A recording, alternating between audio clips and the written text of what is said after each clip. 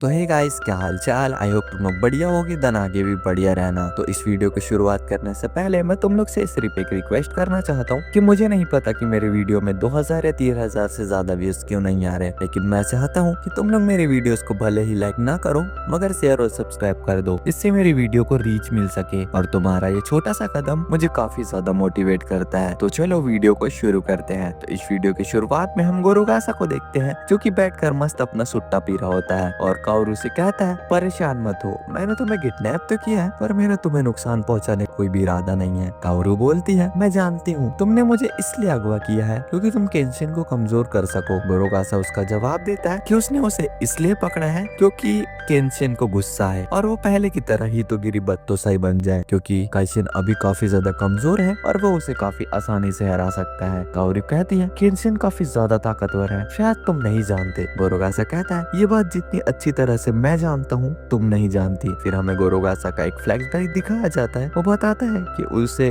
बत्तोसाई को क्योटो में बाकुमोत्सु दौर के समय देखा था और कहता है, मैंने बत्तोसाई के सिर्फ किस्से सुने थे पर हम लोग भी शिनसेनगुमी से थे तो मुझे लगता था कि एक अकेला आदमी हमें नहीं हरा सकता, पर मैं गलत था। उसने पलक झपकते ही मेरे 3 साथियों को मार दिया और शायद मैं उस पर हमला करने जाता तो मेरा भी वही हाल होता। केंशिन गोरुगासा से कहता है, अगर तुम्हारे साथियों ने क्रांतिकारी योद्धाओं पर जान लेने की कोशिश की तो उनसे कह देना कि मैं आऊंगा, और वहाँ से चला जाता है। फिर सीन प्रेजेंट में आता है। गोरुगासा कहता है, पर अब समय बदल चुका है, मैंने बहुत सारी जाने ली हैं और अब मैं भी उसी की तरह एक बत्तोसाई हूँ। फिर तभी 12 बज जाते हैं और केंशिन वहां पहुंच जाता है और वो काफी ज्यादा गुस्से में लग रहा होता है। उसके बाद केंशिन गोरुगासा आमने सामने खड़े होते हैं और अब हमने देखने को मिलने वाला है एक काफी ज्यादा आइकॉनिक और नेक्स्ट लेवल फाइट। यहाँ गोरुगासा केंशिन को काफी तगड़ी टक्कर दे रहा होता है, पर केंशिन भी एक के बाद एक काफी खतरनाक हमले उस पर करता ही जाता है। गोरुगासा अपनी पैरालाइज स्किल का यूज करता है पर उसका केंशिन पर कोई असर नहीं होता। केंशिन यहाँ काफी ज्यादा गुस्से में होता है। काओरी उसे देखकर सोचती है, ये वो केंशिन नहीं है जिसे मैं जानती हूँ, ये तो पूरी तरह बदल चुका है। यहाँ केंशिन गोरुगासा से कहता है, तुम्हारे इस टेक्निक का मुझ पर कोई असर नहीं होगा। पर तभी गोरुगासा अपनी दूसरी टेक्निक का यूज करता है, पर केंशिन उस टेक्निक को काफी अच्छी तरह से जानता था, इसलिए वो उसके सभी हमलों से बच पा रहा होता है। पर गोरुगासा बीच में ही अपनी टेक्निक को बदल देता है और उस पर हमला करता है, जिनसे केंशिन जख्मी हो जाता है और गोरुगासा उसे लात मारकर दूर फेंक देता है। गोरुगासा कहता है, तुम थोड़े बेहतर तो हो गए पर अब भी तुम कमजोर हो, और उसे गुस्सा दिलाने का सोचता है और वो गुस्सा दिलाने के लिए काओरू पर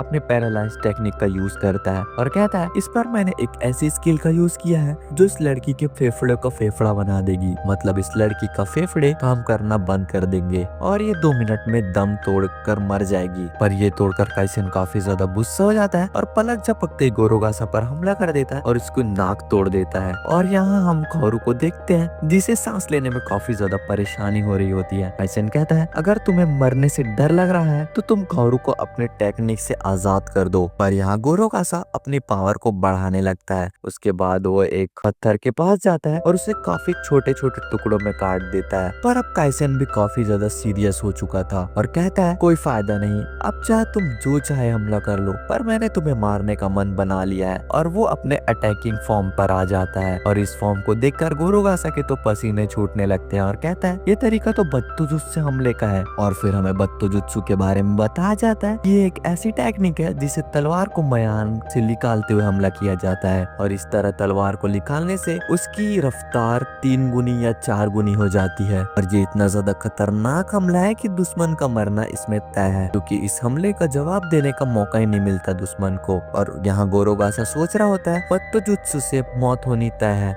पर अगर इससे मैं बच पाया तो फिर मैं ही जीतूंगा। और वो केंशिन पर हमला कर देता है और अपने मन में सोचता है, बत्तोसाई, तुम्हारी तलवार की बाहरी तरफ में धार नहीं है, इससे तुम्हारी रफ्तार में फर्क आएगा और इतना सा रफ्तार पे फर्क मुझे जीत दिला सकता है। और हम देखते हैं कि केंशिन उस पर हमला कर देता है और गोरुगासा उसके अटैक से बच जाता है और खुश होने लगता है। और केंशिन अपने म्यान से उस पर हमला कर देता है और गोरुगासा दूर जाकर गिरता है। केंशिन कहता है, शायद तुम्हें पता नहीं कि तुम्हारा सामना दुनिया के सबसे खतरनाक बत्तोजुत्सु हमला करने वाले में से है, और इसलिए मेरा नाम लोगों ने बत्तोसाई रखा है। मैंने तुम्हारी कोहनी की हड्डियों को पूरी तरह चकनाचूर कर दिया है, इसलिए तुम अब तलवारबाजी नहीं कर सकते, और वैसे भी मैं तुम्हें मारने वाला हूँ। पर वो ऐसा करने से हिचकिचा रहा होता है। पर गोरुगासा कहता है, तुम हिचकिचा क्यों रहे हो? अगर तुमने काओरू अगर तुम्हें काओरू को मेरे टेक्निक से आजाद करना है तो तुम्हें मेरी जान लेनी होगी। और जब काइसेन उस पर हमला करने ही वाला होता है, काओरू खुद को उस टेक्निक से आजाद कर लेती है और काइसेन को रोक देती है और कहती है तुम फिर से कातिल नहीं बन सकते। ये कहकर वो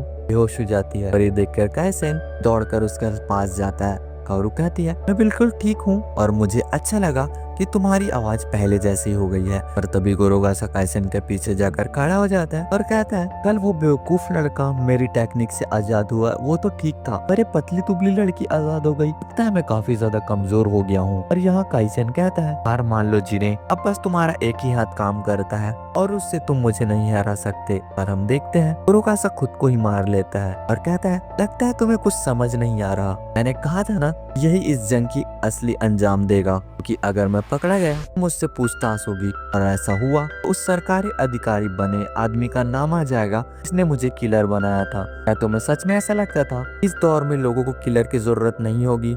किलर लोगों को अपनी मर्जी से मारता है लेकिन वो अपना शिकार कभी अपनी मर्जी से नहीं चुनता। और मैंने इस नियम को तोड़ा इसलिए मेरी हालत इतनी बुरी है। और फिर वो मर जाता है। केंशिन कहता है काओरू हम वापस चलते हैं। सिपाही पुलिस का काम उन पर छोड़ देते हैं। रास्ते में काओरू केंशिन से जान बचाने के लिए शुक्रिया करती है। तो केंशिन काओरू को शुक्रिया करता हुआ कहता है फिर अगर तुम नहीं आई होती तो मैं फिर से वही खतरनाक हितोगिरी पत्तो सही बन जाता। और फिर केंशिन उसकी दी हुई रिबन को उसे वापस करता है। और केंशिन की चोट की वजह से उसमें काफी सारे खून के धब्बे लग चुके होते हैं और वो पूरा तरह खूनम खून हो चुका होता है। इस बात के लिए काओरू काफी ज्यादा गुस्सा करती है और केंशिन को सजा देने के लिए कहती है। तो केंशिन वहां से भागने लगता है और वो उसके पीछे दौड़ती है। इसी तरह वो लोग दौड़ते भागते घर पहुंच जाते हैं। और यहाँ केंशिन कसम खाता है तो कभी भी पहले जैसा किलर नहीं बनेगा। फिर हम देखते हैं याही को और जानजा को जो कि उनका इंतजार कर रहे होते हैं, तभी भी बाहर बैठकर ही सो रहे होते हैं और उन दोनों को देखकर काफी खुश होते हैं। तो ये एपिसोड यहीं पर खत्म होता है। तो अगर वीडियो पसंद हो तो चैनल को सब्सक्राइब और वीडियो को लाइक कर देना। मिलते हैं नेक्स्ट वीडियो में, तब तक के लिए bye bye, take care, Tata.